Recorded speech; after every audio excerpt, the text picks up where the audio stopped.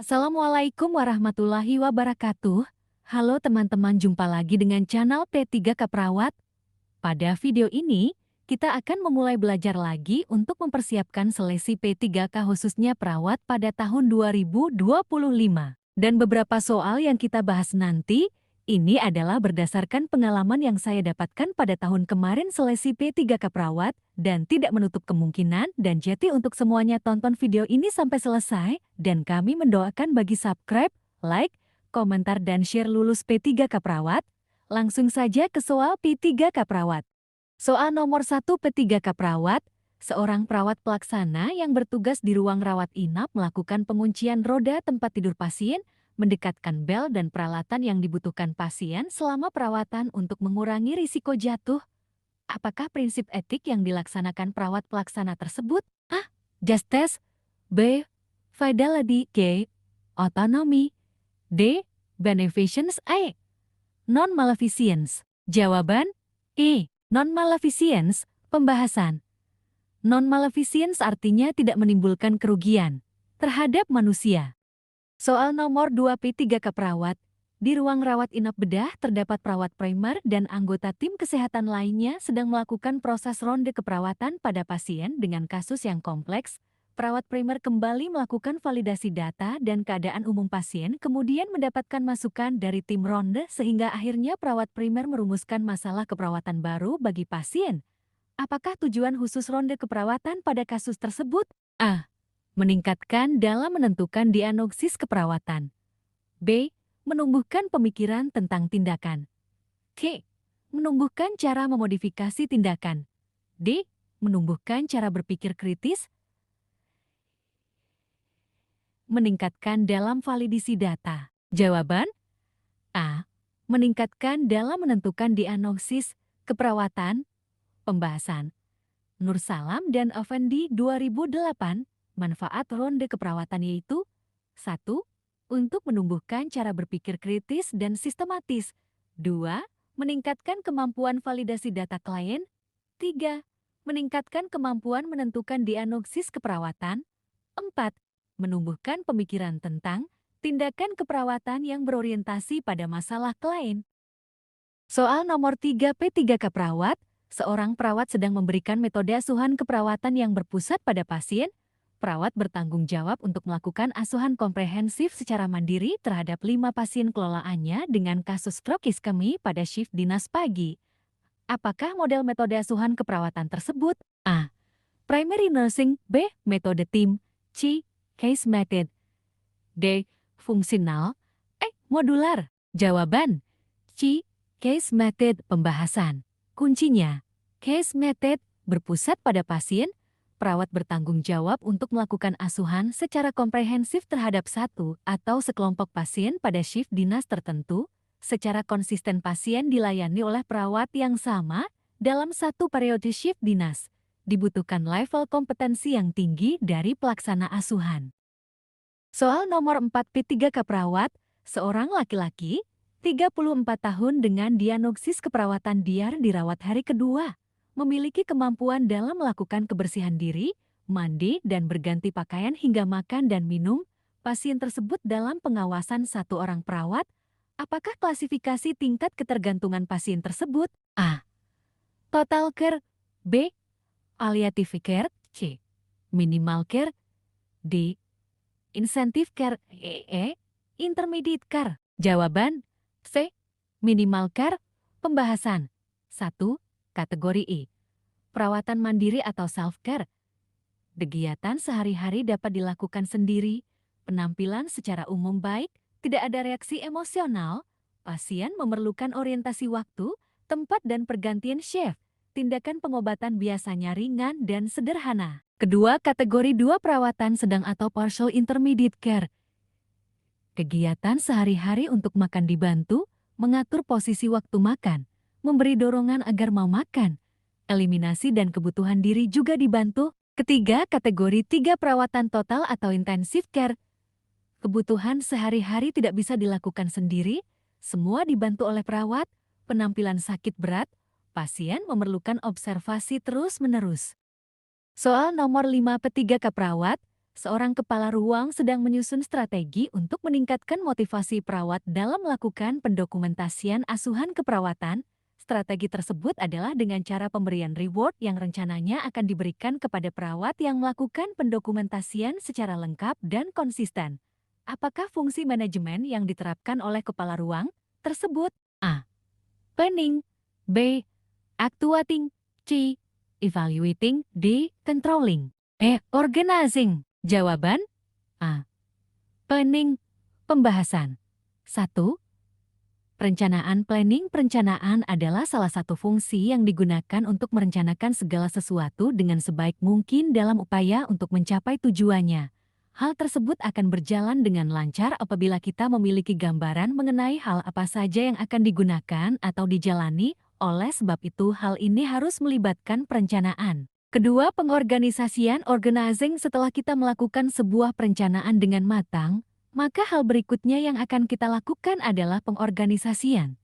Sebab pengorganisasian ini sangat penting untuk dilakukan agar mempermudah manajer melakukan sebuah pengawasan yang lebih efektif. Ketiga, pengarahan. Actuating. Fungsi dari manajemen yang ketiga adalah pengarahan.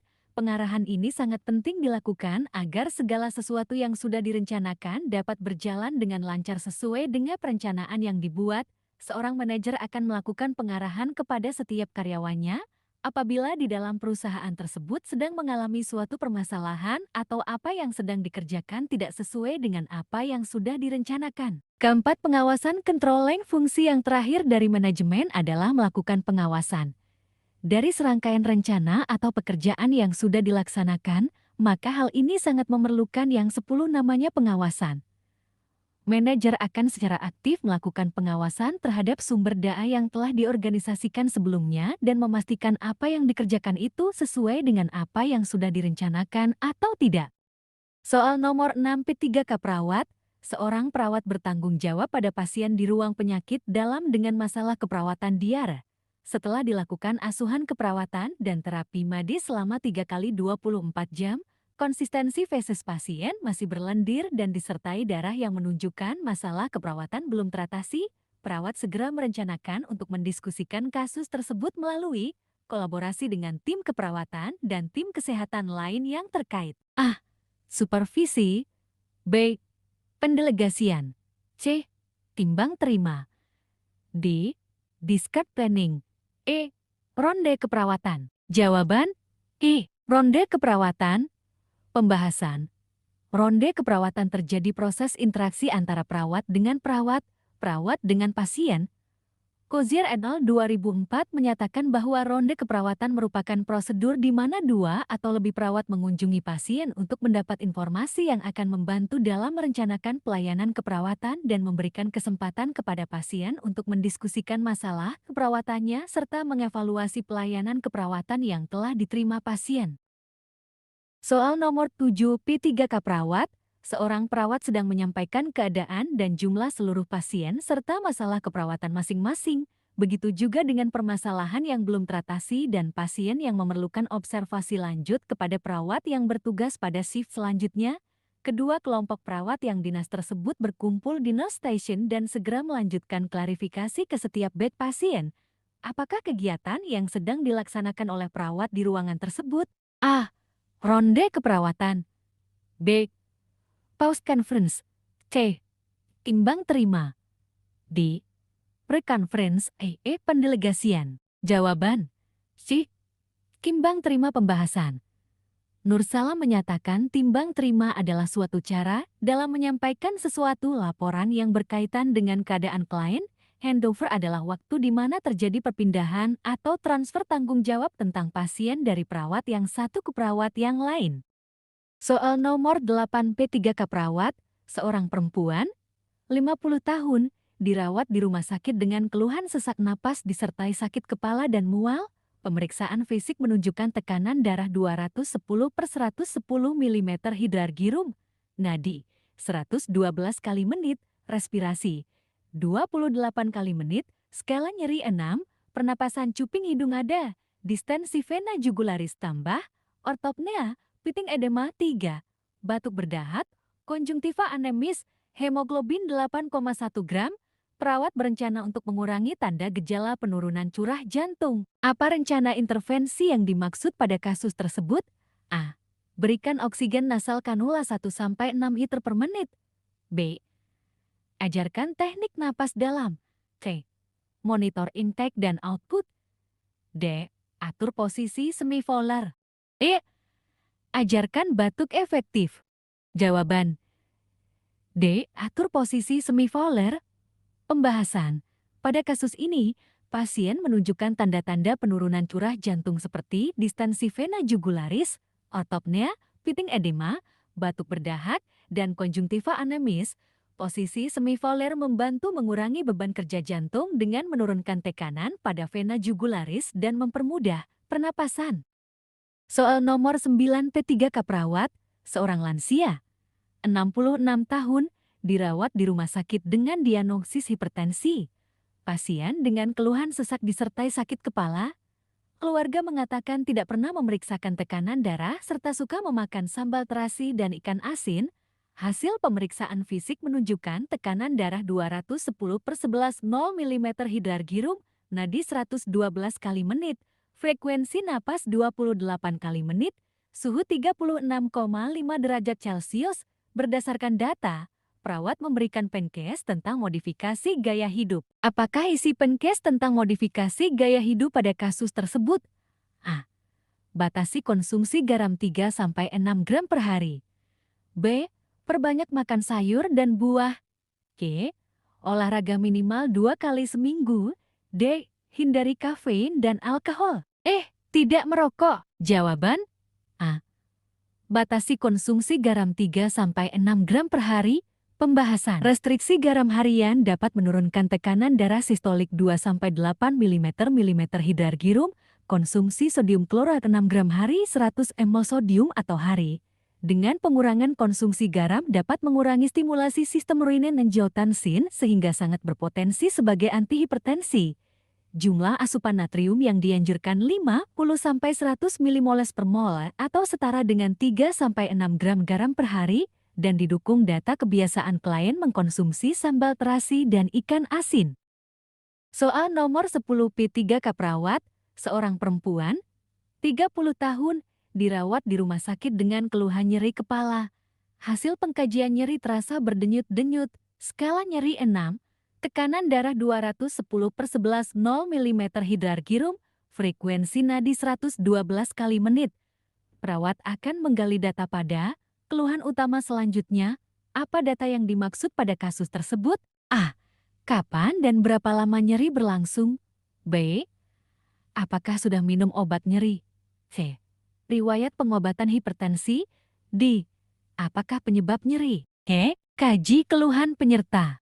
Jawaban C. Riwayat pengobatan hipertensi. Pembahasan. Keterangan pada kasus di atas, skala nyeri 6 menunjukkan pasien merasakan nyeri yang signifikan. Tekanan darah 210/11 mm hidrargyrum menunjukkan tekanan darah pasien sangat tinggi, hipertensi. Frekuensi nadi 112 kali menit menunjukkan denyut nadi pasien lebih cepat dari normal. Sekian dan terima kasih.